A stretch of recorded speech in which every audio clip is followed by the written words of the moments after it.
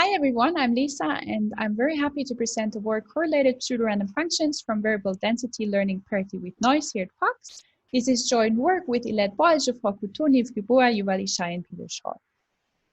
In the first part of this talk, I will motivate correlated pseudorandom functions as a source of correlated randomness. I will then show how to construct such functions for a variety of useful correlations, given a weak pseudorandom function together with a suitable function secret sharing scheme. Motivated by this construction, the second part of this talk will be about low complexity weak pseudorandom functions. In particular, I will introduce the variable density learning parity with noise assumption and show how it gives rise to a weak PRF in AC0 mod 2.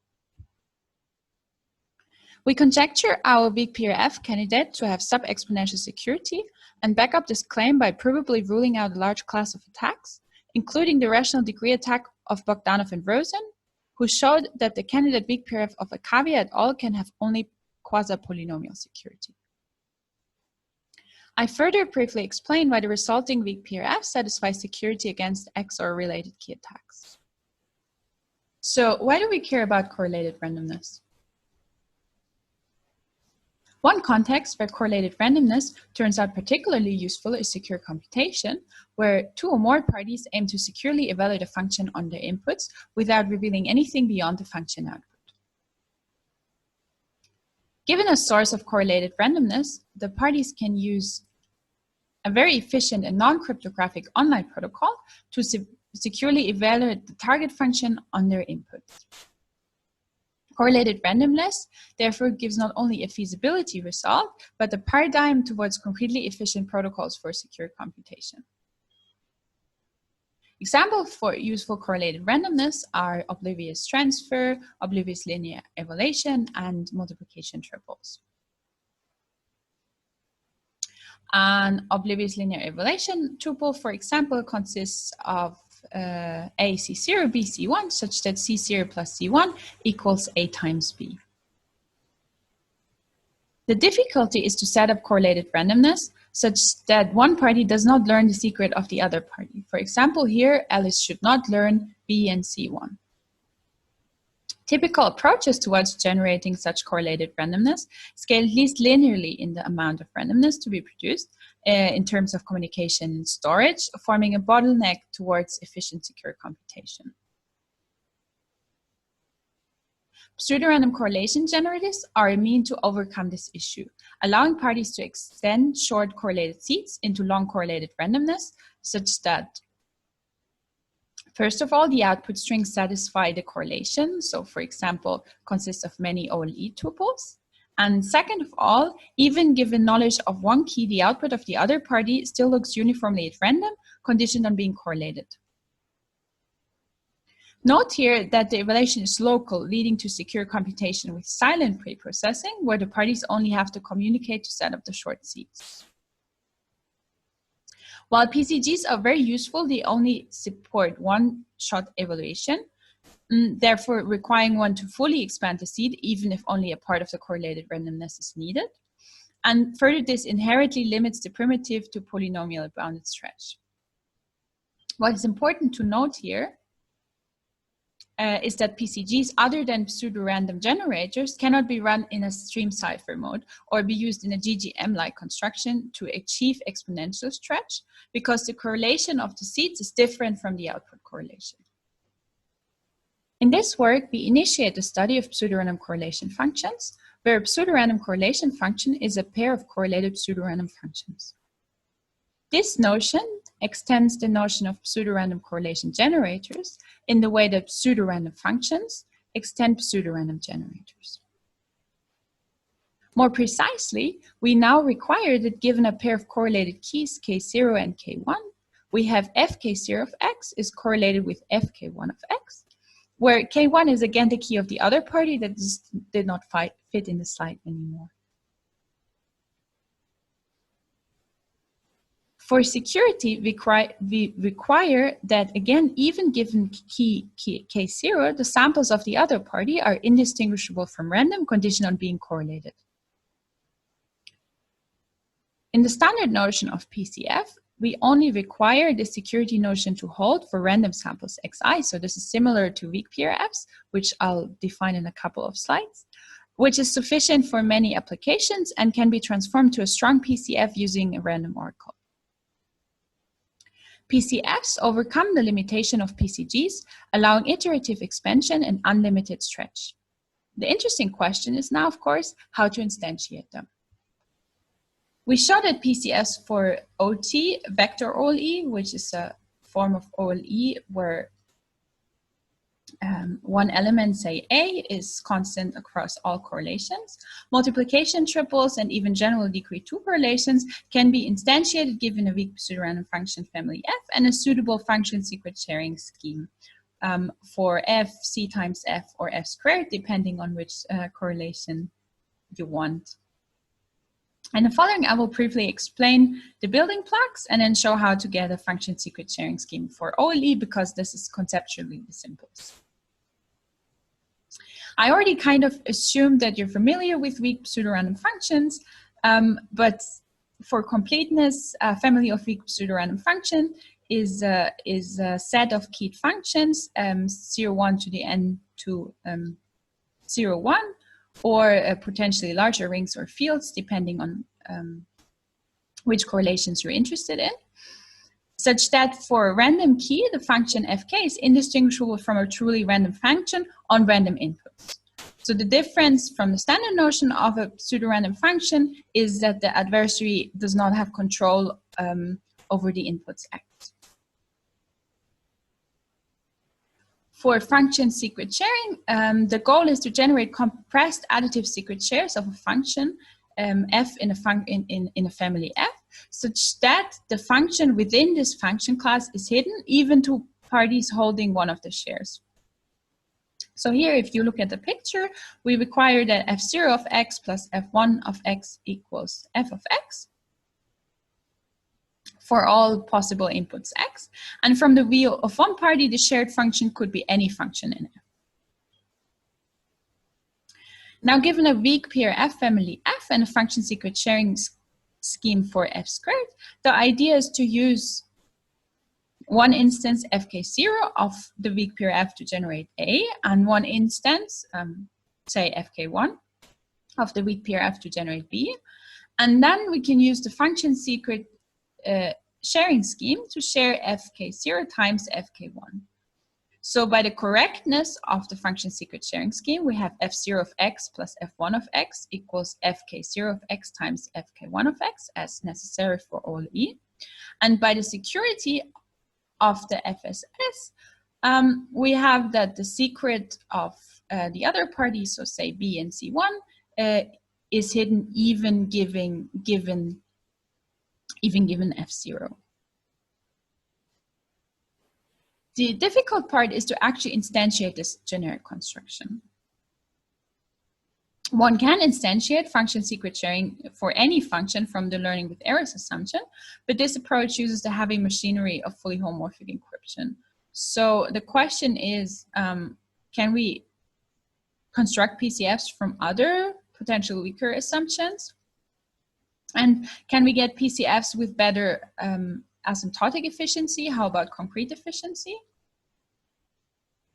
The starting point of this work is to look at the most efficient function secret sharing constructions.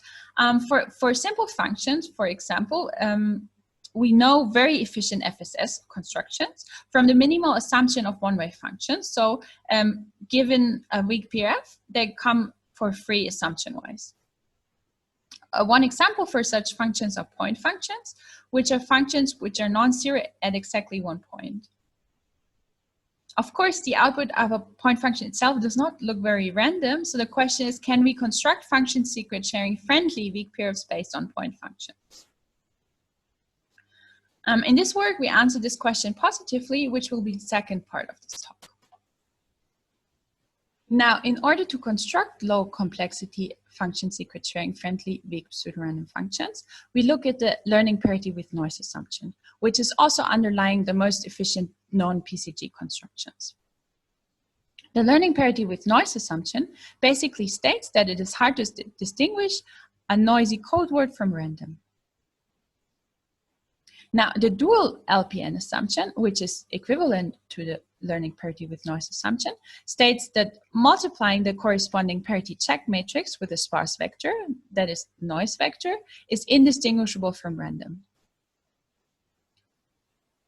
Note that here we consider a variant of the dual LPN assumption where the vector is regular, that is where we can split up the vector in intervals, and each interval contains exactly one non-zero noise position. Now, why is the dual LPN assumption function secret sharing friendly? Well, if we open up a bit, here the colored entries are meant to be non-zero values. Then for each interval, we can view the vector-vector multiplication. So multiplying the row of a matrix identified by X with the noise vector identified by K, as applying the point function defined by the ith non-zero position Ki in the noise vector to each non-zero coordinate Xij in the eth interval of the row of the matrix. Adding up the results of all intervals, so summing all over all I, this shows that we can write the dual LPN assumption as a sum of the sum of point functions. So in this example, you can see, for example, that the first entry, the first interval will correspond to 0 because K1 is not equal to x11, x12, x13, and x14. But in the second interval, we have that K2 equals to x22. So the point function defined by K2 will evaluate to 1 applied to x22. And so on. Note also that as the product of a sum of point function is again a sum of point functions, this is even true for the product, which would be what we need for oblivious linear evaluation. So why does this not give us a PCF?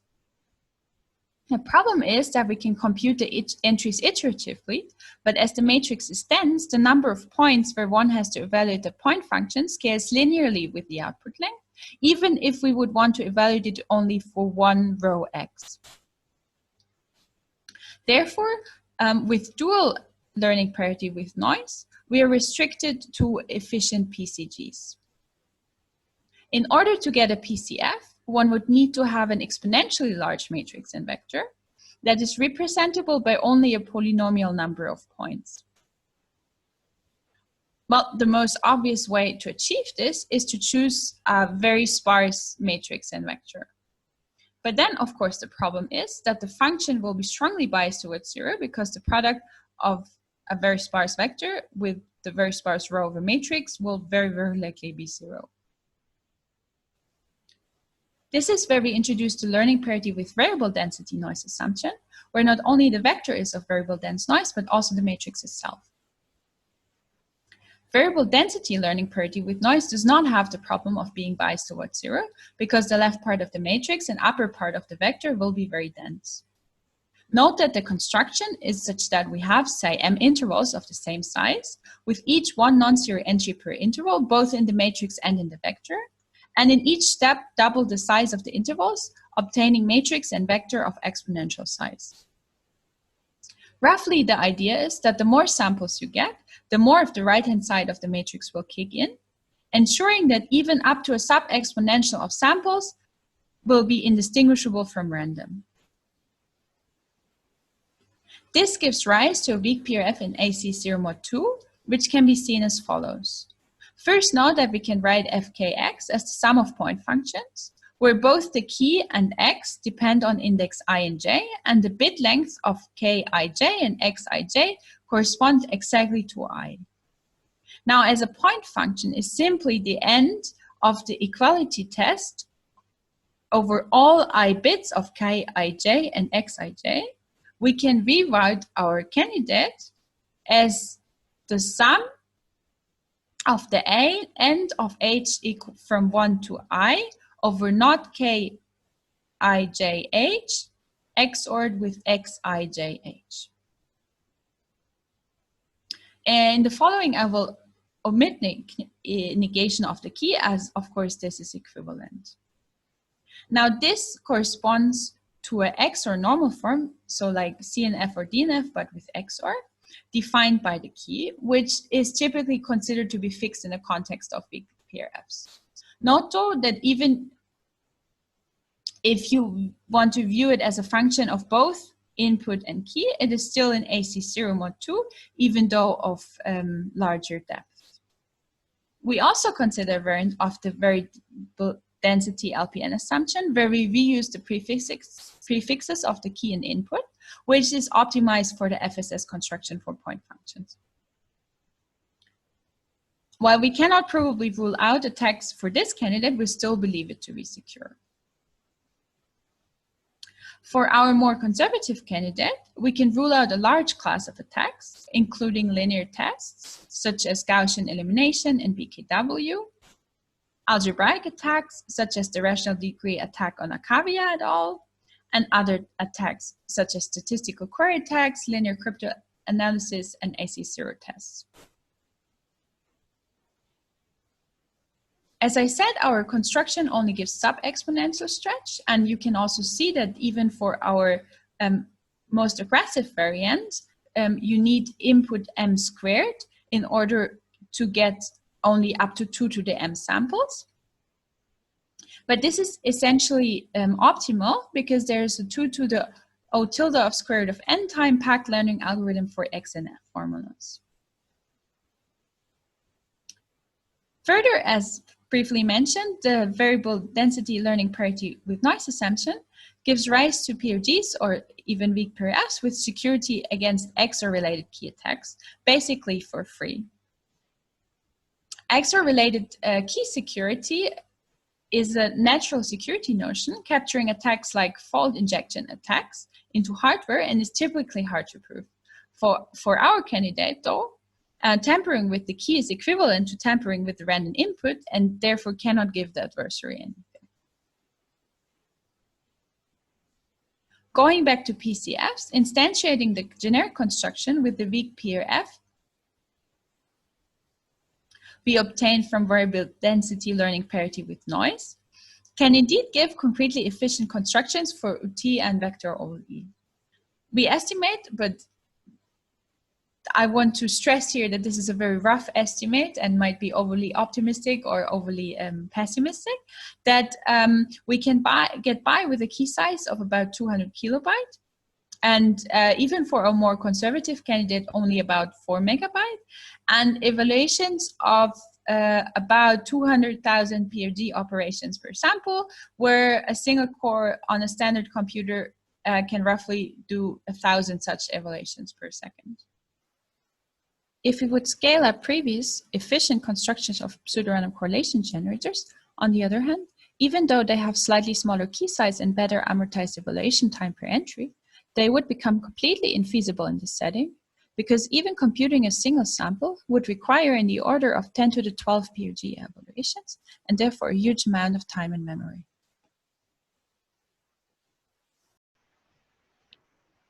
To summarize, in this work we introduced the variable density learning parity with noise assumption and show that it provably withstands a large class of attacks. Because of its function secret sharing friendly structure, it gives rise to concretely efficient pseudorandom correlation functions. As an independently interesting application, it applies the first weak PRF in AC0 mod 2, which can be conjectured to have sub-exponential security. This closes the gap between the class AC0, where due to the learning algorithm of Lineal, Mansour, and Nissan, no weak PRF with more than quasi-polynomial security can exist, and the class ACC0, where by the work of Bonnet et al. We know even heuristic strong PRFs with full exponential security. Further, we observed that variable density learning parity with noise gives rise to PRGs and weak PRFs with security against XOR-related key attacks, in particular implying correlation robust hash functions. With this, I would like to conclude, and I would like to thank you very much for listening.